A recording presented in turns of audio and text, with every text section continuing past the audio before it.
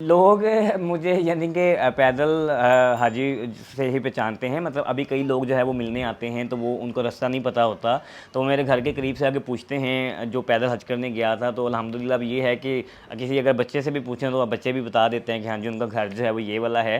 तो वहाँ पे तो वो पैदल हज वाले से ही जानते हैं। मैंने अपने पैदल सफ़र का आगाज़ 1 अक्टूबर 2022 को अपने शहर उकाड़ा से किया था और 6 माह 13 दिन में 5400 किलोमीटर का फ़ासला तय करते हुए मैं 13 अप्रैल 2023 को मक्का मुकरमा पहुंचा था। इसका ख्याल मुझे 2021 में आया जब मैंने अपना पहला सफ़र उकाड़ा से पाकिस्तान चाइना बॉर्डर तक मुकम्मल किया। वो सफ़र मैंने पीसफुल कंट्री के लिए किया था और वो 1270 किलोमीटर का सफ़र था जो कि मैंने 34 दिन में तय किया। तो उस सफ़र के बाद मैंने इरादा किया कि इंशाल्लाह अब मैं पैदल हज करने जाऊंगा, चूँकि मैंने सोचा कि जब मैं पाकिस्तान के अंदर इतना चल सकता हूँ तो मक्का मुकरमा और मदीना मुनव्वरा जाना तो हर इंसान की ख्वाहिश होती है, हर मुसलमान की ख्वाहिश है कि कम से कम एक मरतबा तो वो लाजमी जाए।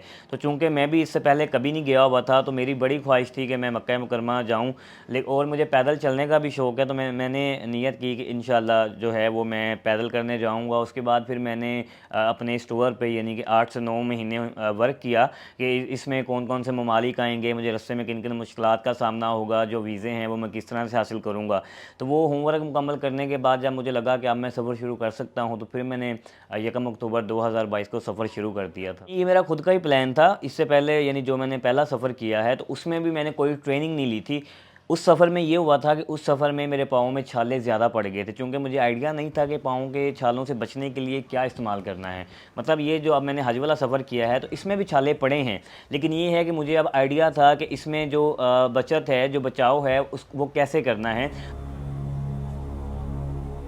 अल्हम्दुलिल्लाह वो दिन आया जब मैंने खाना काबा देखा और मुझे यकीन नहीं होता था। मुझे यकीन नहीं हो रहा था कि मैं वाक़ई पहुँच आया, क्योंकि जब मैं पीछे देखता था कि मैं 5400 किलोमीटर का फ़ासला 6 महीने 13 दिन में तय करके आया हूँ, तो मुझे भी यकीन नहीं होता था, लेकिन मैंने फिर यकीन किया कि नहीं अल्हम्दुलिल्लाह मैं वाक़ई पहुँच आया हूँ। मैं जब यानी कि जब मैंने एहराम बाँधा उस वक़्त मैं ताइफ़ में था और ताइफ़ से जो यानी कि मक्का है वो तकरीबन कोई 85 किलोमीटर तकरीबन बनता है।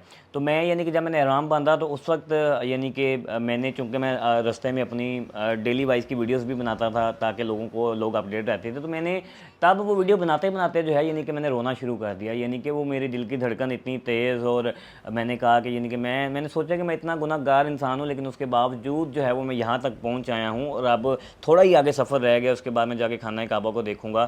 तो जो वो बड़ी एक अजीब कैफ़ियत थी। मैं रो भी पड़ा, लेकिन अल्हम्दुलिल्लाह